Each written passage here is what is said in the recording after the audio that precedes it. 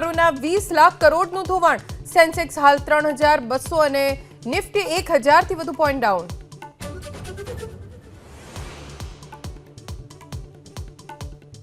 ગેરકાયદે રહેલા 7 godown seal કરાયા ધાનેરામાં. ફાયર એનઓસી વિના અને રહેણાંક વિસ્તારમાં ધમધમતા હતા ગોડાઉન.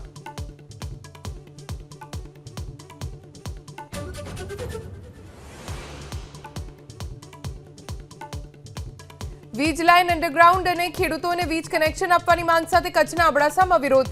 સામાજિક સંગઠન ખેડૂતોનો નલિયા ભુજ હાઈવે પર ચક્કાજામ. વાહન ચાલકો અટવાયા.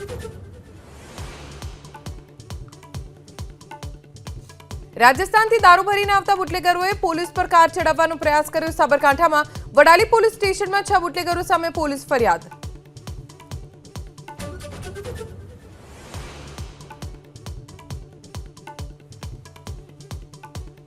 અમેરિકાના દક્ષિણ અને મધ્ય પશ્ચિમી વિસ્તારોમાં તોફાન અને પૂરનો કહેર. અત્યાર સુધીમાં 18 લોકોના મોત. પૂરના પાણીમાં તણાઈ કાર.